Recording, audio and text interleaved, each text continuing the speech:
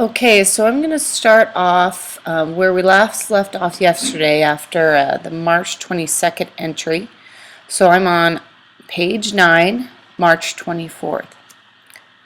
Last night, Pa gave Ma a canvas chair. He said, "You won't squat on the ground. You will sit by the fire like a queen." Laughed and shook her head. Pa laughed too. "Such excitement, Miss McCullough, and we're just beginning." Ma said getting ready is excitement enough to last her a lifetime, but I think Ma's happy now. She smiled even as she shook her head at Pa. March 30th. My head is spinning. In less than 1 week this has happened. We sold our house. We sold the chickens and horses.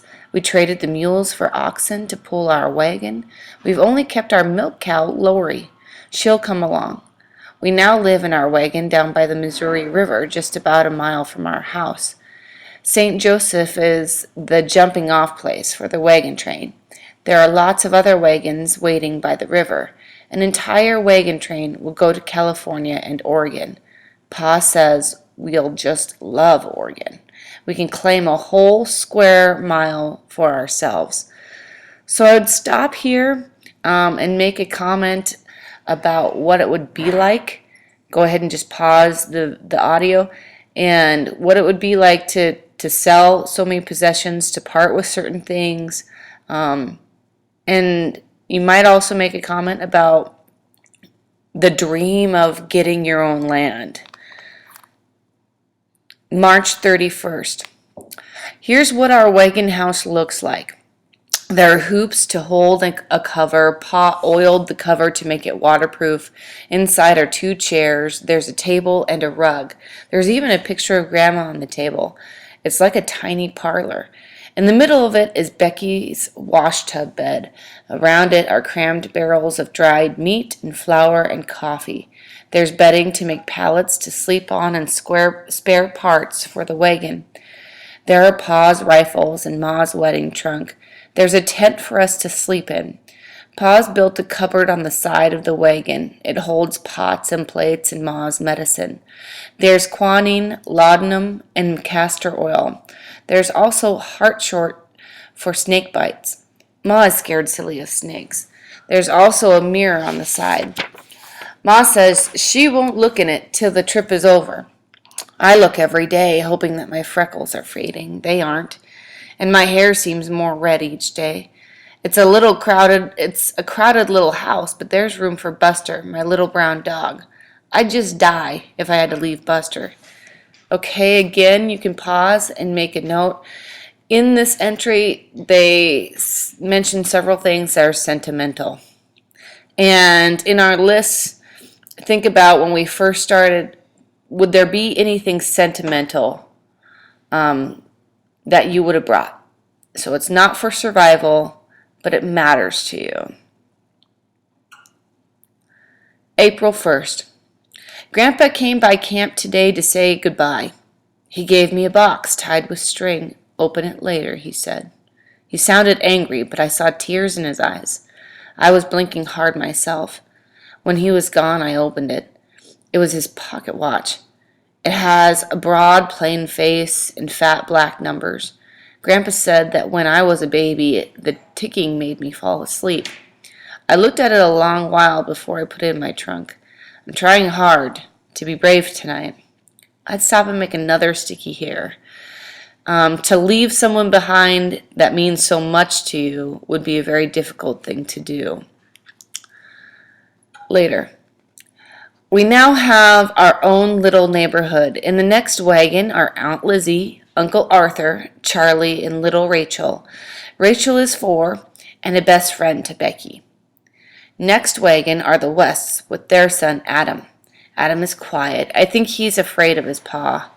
Nobody likes Mr. West very much. He's loudmouth. But we like Mrs. West.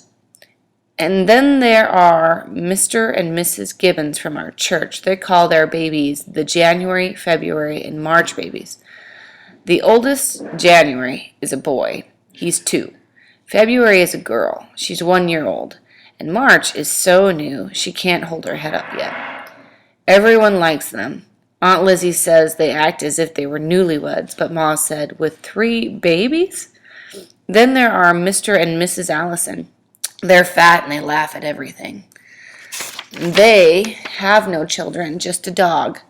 Its name is Adorable, honest. I didn't even laugh when I heard it. Adorable wears a hair ribbon and sits on Mr. Allison's lap all day long. In another wagon are the Douglas sisters, Miss Emmeline and Miss Elizabeth. They're single ladies from Ohio. Everyone wonders why they're traveling alone. They're nice enough, but a bit standoffish.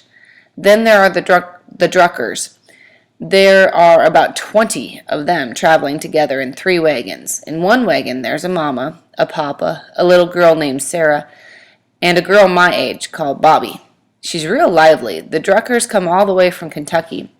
Lastly, there are Mr. and Mrs. Meany. I am not making up that name. Mrs. Meany is as nasty as her name. I've known her for a week, and I've yet to see her smile. And there are lots of other wagons, maybe 100 altogether, strung out along the river. We're a mixed group. Pa says we will get along well. I'm not sure about the Meanies. Again, you can stop here.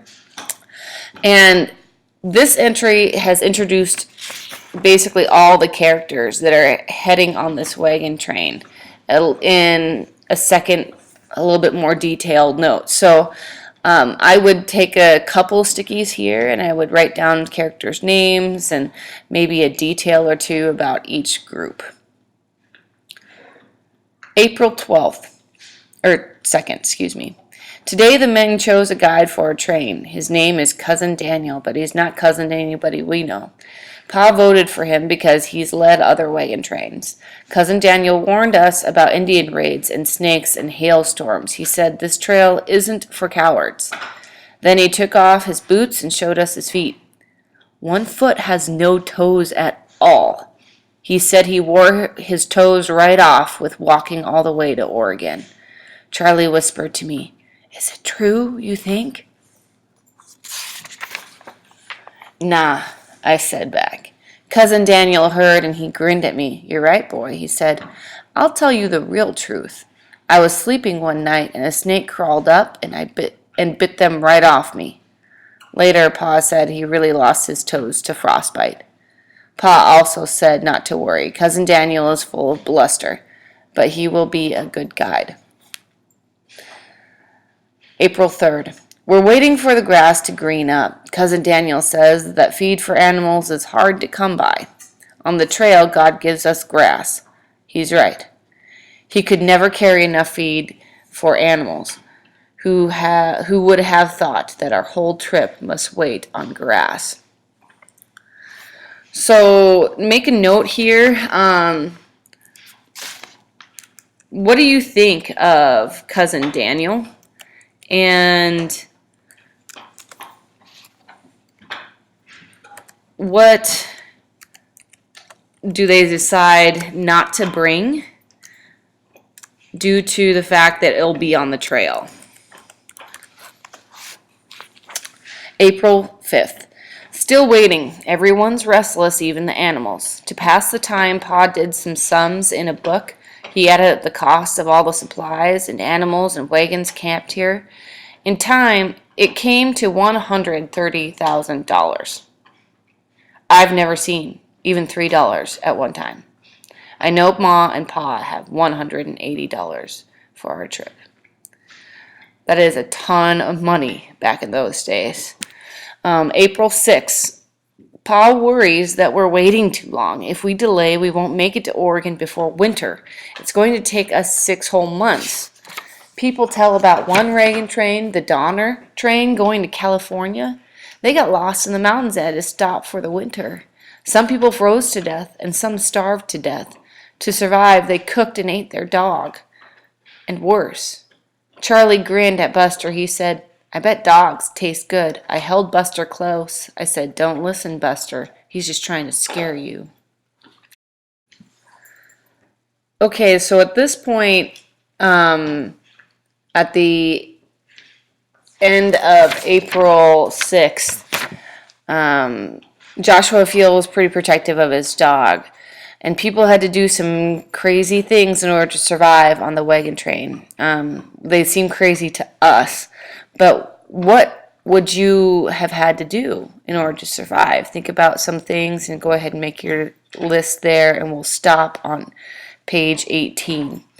Now, just go ahead and make sure you're filling out the chapter questions and finishing the argumentative paragraph.